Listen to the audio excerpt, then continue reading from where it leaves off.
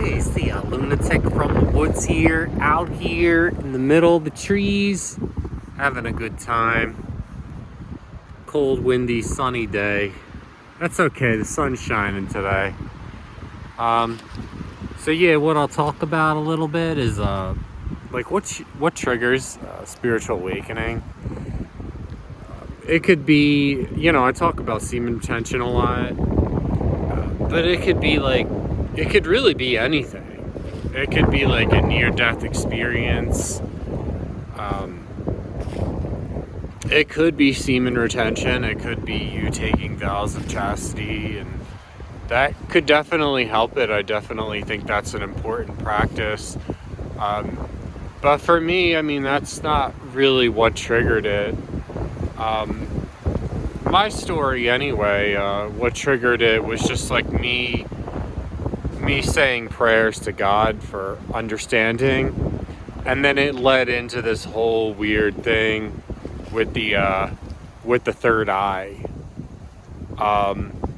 and basically just like simple meditations. It brought me into, just absolute craziness. A lot of really weird things were happening in that period of my life in like 2016. For anyone who's like been through that, the beginning stages are just like bliss. Like I was in like bliss for like almost 5 years. Like it's like the happiest you've ever been. Like, and you multiply that by like 1,000. It's crazy. It's crazy experience. And everybody's like your long lost friend. And then from there, you're kind of seeing the light side. But then after that, like you kind of start to see like the dark side. You see all the darkness in people, and I talk about that a lot.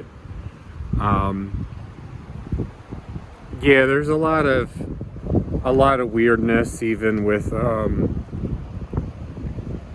like astrology and stuff like that. I feel like there's truth to that. I had a couple videos on astrology, but you'll notice like people just follow like a certain pattern. There's like the real Woodery personality, and the personalities that I was supposed to be compatible with. I would like those people, and I wouldn't. This is before spiritual awakening started. I would like those people, and I would get along with them.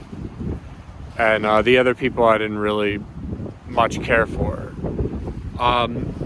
Now, I mean, I don't really care. Like, it's just, all people have bad things and good things. I would just relate that as like a good thing.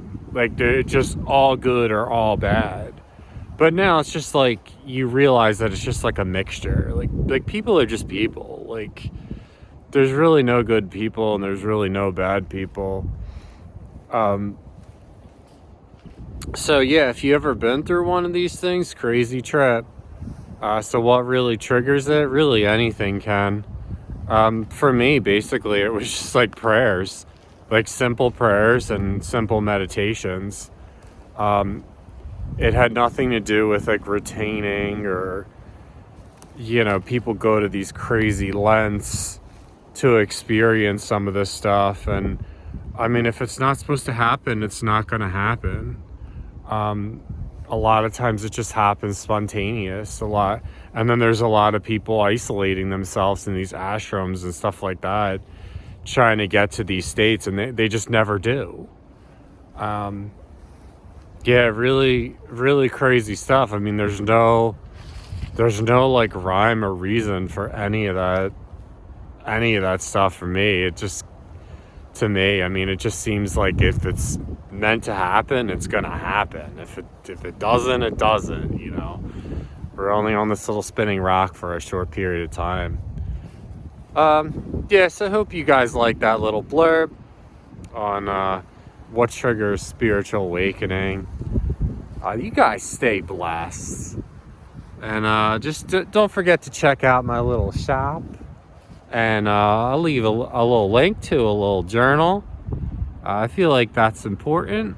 I feel like that's helpful, therapeutic, could trigger a spiritual awakening.